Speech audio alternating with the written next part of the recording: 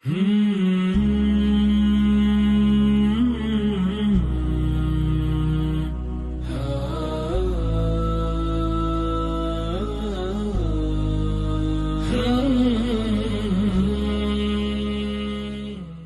لله رب العالمين، الصلاة والسلام على أشرف المرسلين نبينا محمد صلى الله عليه وعلى آله وصحابته غر الميامين. أما بعد، أحبتي في الله، السلام عليكم ورحمة الله وبركاته.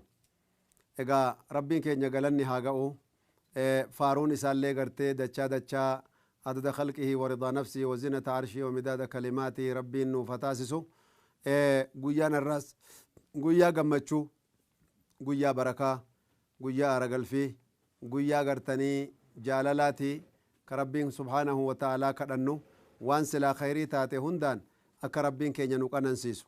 Gaafiin amma gartanii insha Allah itti deebine har'a ammoo mal farqu bayna asmaa illaahi wa sifaati. Rabbii keenya subhaanahu wa ta'aalaa maqaa isaa gartaniitii fi sifaata isaanii gartee mee gartee jidduu tana maaltu jira? akkamitti gartanii sifaan isaatii fi maqaan isaa adda baha gaafii jedhu jira jechuu. asmaa'ullaahi wa sifaatuhu tashtariku fi jawaazi listi'aadati walhalf. yaani rabbiin maqaan isaatii fi sifaan isaa tokko taati yeroo gartanii maganfannaa taatee fi yeroo kakannaa taate jechuu. laakin baynahumaa furuuqun ahammuhaa alawwalu jawaazu ta'biidi waddu'aa'i biasmaa'illaahi duuna sifaatihi. wanninni adda bahuun ammoo argitanii irra caalaan isaa jawaazu ta'biidi argitanii maqaa gartanii garbichooma isaa garboomaniin of waamuun ni ta'a, akkasuma ittiin kadhachuun ni ta'a. sifaata isaatiin ammoo agartee garboomuufiin hin tahu jechuu. yaani abdullaahi yoo siin jedhan allahin maqaasaati argitanii. فالتعبيد مثل التسمي بعبد الكريم. عبد الكريم جدمتي وامموفا أرجتي ما اسمه عبد الكرم يعني قرتي فلا يجوز. يعني كرمني صفات إساتي، كريم أرجتي مقايساتي كناف إسي كنكيست أدى جرتي جتشو أرجما إساتين أفوامون دنديسو عبد الكرم جتي فكينيا عبد الكريم يوجتشو تيمالي كناف قرتني فلا يجوز جنة. والدعاء مثل يا كريم جتة قرتي ربي كي وامتشو دندس ولا يجوز يا كرم الله يا أرجما ربي جتشون دندس. مالي في جنان إني قرتني لما تاكن جتشو مقا ربي قد يشتق منه صفاته، صفات الرحمن مقا ربي تو الرافو دما جتشو. يشتق منه صفة الرحمة، رحمة مات رحمن الرابه جتشو. صفات إسامو فلا يشتق منها أسماء لم ترد. صفات قرتني ربي كيسة موججو والنيس الرا ترسى فميوكي بقى فمنجرو. فصفة يعني صفني قرتني الاستواء لا يشتق منه اسم المستوى. يعني قرتي استواء أما ربي أرشي دا قلته نساججو مستوى دا ولتن دفو ججو قطاه دا ولتن دفو قلته داني فسر ممالي جتشو. كناف قرتي استوى بشر على العراق بغير أمن ولا دم محراق جدا. يعني ورّي قرتي أولانتم ربي ديدو بكي جرتي بدي بكا كان جتشو. كناف قرتي صدفان أن فعال الله لا يشتق منها أسماء أرقتني أجير ربي مكان سائر رانفودة تمتو. فمن أفعال الله أرقتني هجي ساتر ربي كينيا سبحانه وتعالى الغضب دلنسون قرتني إن أرقم رب الرا. فلا يقال من أسماء الله الغاضب مقايسا قرتني تو غاضب جدا مجتشون انتو دلنا ربي مقانسا دلنا جدا وامم صفات دلنسوتي. فلما آسفونا انتقمنا منهم فأغرقناهم أجمعين جي. أرقتي صفات إساتي جتشو لكون كناف قرتي هقو مجرين دلنسيسا فوني بشانتي نقني قرقني في فرعون في جماعيسا. ربنا كسر سبحانه وتعالى. أما صفاته فتشتق من أفعاله أرقتني دوبا أفعال سات الراسفان نسيني فدمتي. فصفة الغضب نثبتها لله لأن الغضب من أفعاله argitanii hojii isaati malee dallansuun sifaata agartanii innittiin yaanii wassafamuu miti jechuu.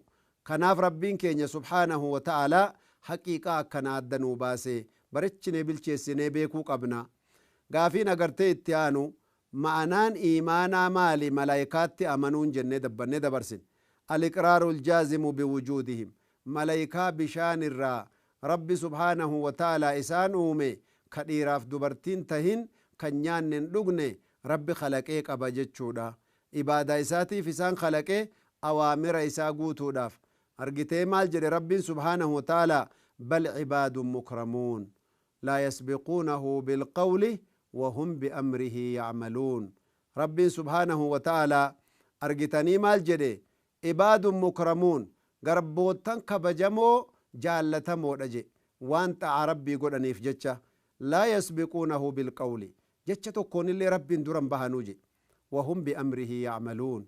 argitee amrii isaatti dalagatan waan ta'eef ajaja isaa guutan waan ta'eef kanaaf isaanitti amanuuni agartee amrii adda addaa tokkoffaa aliimaanu biwujuudihim jireenya isaanitti amanu.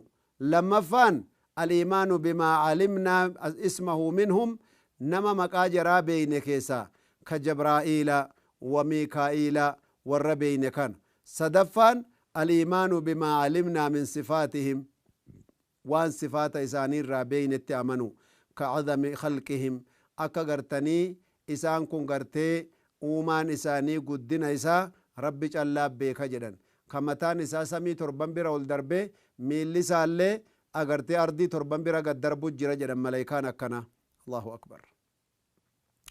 aliimaanu arfaffaan bimaa calimnaa min wadaa'ifihim allatii ikhtassuu bihaa argitee ammallee wannitti amannu hojii rabbi isaanii kenne kan rooba gartanii geggeessu kan agartee lubbuu nama keessaa guuru jarri kun hundi isaaniitu akka rabbiin tartiiba godheefitti akkanatti beekuu barbaachisaa itti amanuu barbaachisaa. malakul mawti jenna malee izraa'il wanni jedhanu hin jirtu jechuu. akkasitti gartanii qur'aanni rabbiillee shari'aan illee nu barsiifti jechuu. akkasuma gaafiin biroo alqur'aanu qur'aana jenne akkuma jalqaba duraatitti seenne qur'aana jechuun maali yoo siin jedhan huwa kalaamullah jecha rabbii ol taheeti jecha khaaliqa keenyaati haasawa isaati jechuu. almuta'abbadu bitilaawatihi ka agartanii qara'uu isaatiin rabbiin nama gabroonfate isaa gabroomanuun argitee minhu bada'a wa ilayhi yacuudu jecha isaati isarraa jalqabe isumatti deebi'a jechuu. takallama bihi haqiiqatan ittumaan haasa'e dhugumaanuu zaahirumaan bixuruufin wa sawtin harfiidhaa fi sagaleedhaan samicahu minhu jibriilu jibriiltu irraa dhagahe rabbi irraa jechuu. ثم بلغه جبريل للنبي محمد صلى الله عليه وسلم ملئ وان حساس يوكا نفسي كلام النفس جدنو متججو. والكتب السماوية كتابني سماي دفه هندي كنك توراة كنك غرتني إنجيل كنك زبور قرآني كله كلام الله هندي ساجد ربي قلتهيتي ملئ وان بروتي متججو. كنافو غافين اتئانو هل نستغني بالقرآن من السنة قرآن سنة رافقه دندنيا قرآن فدني حديث رسولا هنغا برباچ سجچون نتا لا يجوز هنتوجد. فالله أمر بالأخذ بالسنة أكا قرآن في حديث ولين فدن نتن واجج ربين مال جل ربين سبحانه وتعالى وما آتاكم الرسول فخذوه وما نهاكم عنه فانتهوا. وما آتاكم الرسول وان اغرتني رسول سنتين دفه فاغرتي فخذوه فددا وما نهاكم عنه وان النرايس دوه فانتهوا الراد وماجي. والسنة سنة رسول ربي عليه الصلاة والسلام مفسرة للقرآن قرآن ربي تي فغرتي هيك دجچو. اكما ربين كينيا قرآن كيست دبته ارغته كتاب انزلناه نعم كتاب غرتني بوفني جرو كان جاء ربي سبحانه وتعالى وأنزلنا إليك الذكرى لتبين للناس ما نزل إليهم.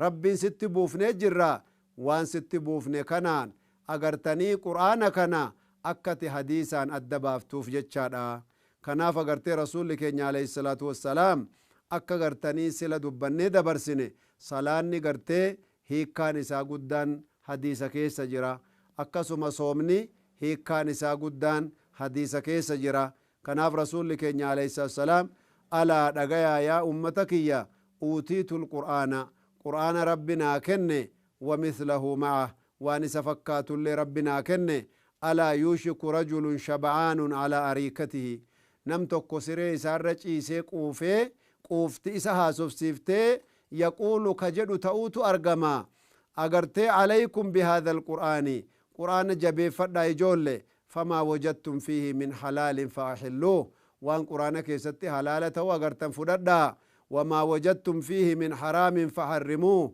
waan quraana keessatti haraama ta'e dhiisa waan kana achitti taajaan qabnu akka waan jedhee nama dhufa dhagayaa warra akkana jedhu an irraa qulqulluudha jechu ka quraana fudhatee hadiisa didu tartiiba wayiin qabu rawaahu abu daawudaatu odeesse naam ma'anaan iimaanatti rasuulotatti amanuu hoo maali jennaan inni sun amantii dhugaa qalbiidhaan muratanii rabbitti amanan bi'anna allaha بعث في كل أمة رسولا أمة هند غرتني رسولو تيترجي منهم يدعوهم إسانا غرتي واما إلى عبادة الله وحده عبادة ربي اتك إسا وامو والكفر بما يعبد من دونه والربي قد اتقبر ملي كأغرتي الراد أوي اتكفر سيسو جتشو يعني غرتي والربي قد اتجرتو اتكفرتو ملي ربي التمنون دنديسو كناس أكوتك أبتا kanas cukkootti qabataa kanas borsaa keessa kaataa achi garagaltu waa biraa waammataa as garagaltu waa biraa kajeelaa ala lubbuun si qabe moo rabbitti achi deebi'uun haala mu'minaatii miti bal haala warra rabbii waakkateeti فإذا ركبوا في الفلك دعوا الله مخلصين له الدين فإذا ركبوا يو يابتن في الفلك دوني يابتني يو غرتي توجيني في akkasumatti gartanii bishaan isaaniin dhahuu jalqabe rabbii ofii qofa qulqulleessanii waammatanii ji hoggu gartanii falammaa najjaahum rabbiin nagaan isaan buuse ammoo idaa hum yushrikuun rabbitti shaarraksiisanii ja akkas ta'uun qabu mu'minni jechuudha obboleeyyan imaana rabbii ofiitti butamee awwalaaf akhiratti yeroo bal'inaaf yeroo dhiphinaa hunda rabbii isaatii wajjin jiraachuutu barbaachisaadha obboleeyyan imaana kanaaf agartanii akkasitti rasuula akkanaa kana jala deemuudhaan waan rabbii gaditti kafaramu hundatti kafarteet eegasi iimaanni kan kee rabbitti amantu jabeenyaan gassii dhaabbataa jechu waannahum jamii'an saadiquuna rasuulonni hundi isaaniitu hundinuu musaddaquuna dhuga dubbataadha ofiifis agartee dhugeeffamaadha je raashiduuna argitanii kiraamin barara warra qajeelaa rabbiin guddaan isaan qajeelfate isaan jaallate atqiyaa'a umanaa'a hudaatan muhtaduuna amanamoo warra rabbi sodaatu qajeeloo warra gartee qajeelfamoodha waannahum ballaguu risaalatahum ergaa rabbi isaanitti gartanii kenne argitanii mu'minni hundinuu fudhatee jira waannahum afdalu lkhalqi caalaa ummataa keessaa isaanii rasuulonni akkas jechuutti amannaa waannahum munazzahuuna isaan kun agartanii rabbiin qulqulleessee jira agartee isaaniin an ilishraaki billaah rabbitti shaarraksiisuu irraa rabbiin agartanii isaan qulqulleessee isaan tiksee jira jechuu kanaaf rabbiin guddaan isaaniin amanatee ergate jechuu rabbitti shaarraksiifamuu irraallee qulqulluudha wama takkallee gartanii eega dhalatanirraa haga du'anitti shirkii keessatti wanni isaan qooda qaban hin jiru isaaniinis rabbitti shaarraksiisuun dhowwaadha isaanumti kunuummoo rabbitti shaarraksiifamuu irraa tikfamoodha nuun jedhe kuni maanaa shahaadati an laa ilaaha illa allaati shahaadati anna muhammadan rasuulullaan ammoo mee maal fakkaatti itti laalla jechuu kanaaf agartanii almayyitu fil qabri namni du'ee qabrii seensifamu awwala wanni gartee inni ittiin fattanamu argitee gaafii sadeen kanarraa yoo najaa bahe jechuu milkaa'e jedhama yoo najaa hin bahin halaakame jedhama gaafii sadeen kan agartanii jechuu isiisanirraa man nabiyyukaadha man rabbuka eega jedhanii gaafatan booda nabiyyiin kan kee eenyu yoo inni gartanii jawaabe rabbiin subhaanahu wata'aalaa yoo duniyaa irratti hojii isaa irraa jaallate yoo xa'aa isaa irratti jabaate yoo amrii rabbii guddaa jabeessee jiraate rabbi sabaata isaa kenna